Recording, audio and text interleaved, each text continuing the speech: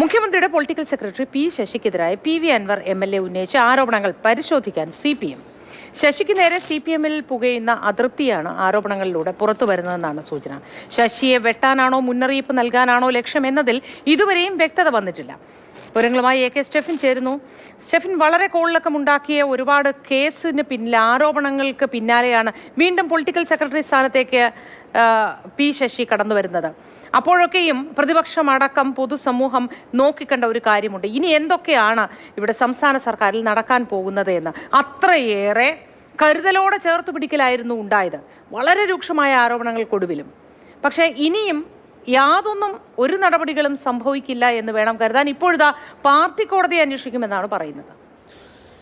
ഏതായാലും പി ശശിക്കെതിരെ യാതൊരു നടപടിയും ഉണ്ടാകില്ല എന്ന് നമുക്ക് ഉറപ്പിച്ച് പറയാൻ കഴിയില്ല. കാരണം CPM-നകത്ത് വലിയ തോതിലുള്ളൊരു പ്രതിഷേധം പി ശശിയുടെ നിലപാടിനെതിരെ മുൻപ് തന്നെ ഉയർന്നിട്ടുണ്ട്, അല്ലെങ്കിൽ അദ്ദേഹത്തിൻ്റെ സമീപനവുമായി ബന്ധപ്പെട്ട് ഉയർന്നു വന്നിട്ടുണ്ട്.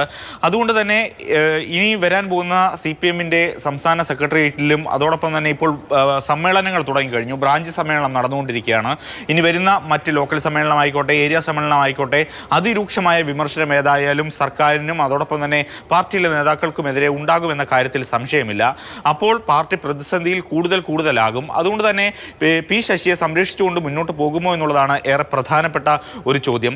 അതോടൊപ്പം തന്നെ ഈ പി.വി. അൻവർ MLA ഉന്നയിച്ചിരിക്കുന്ന ആരോപണങ്ങൾ, അതോടൊപ്പം തന്നെ ഇദ്ദേഹം ലക്ഷ്യം വെക്കുന്നത് ADGP ആയിട്ടുള്ള MR അജിത് കുമാറിനെയാണ് എന്ന് പറയാൻ കഴിയില്ല. കാരണം അങ്ങനെയാണ് എങ്കിൽ ഇത്തരത്തിലുള്ള പ്രസ്താവനകളും അദ്ദേഹത്തിൻ്റെ വാർത്താ സമ്മേളനങ്ങളുമൊക്കെ മറ്റൊരു രീതിയിലാകുമായിരുന്നു. യഥാർത്ഥത്തിൽ വളരെ ചെറിയ ഒരു കേസുമായി ബന്ധപ്പെട്ടാണ് ഈ കാര്യങ്ങളൊക്കെ തന്നെ തുടങ്ങുന്നത്.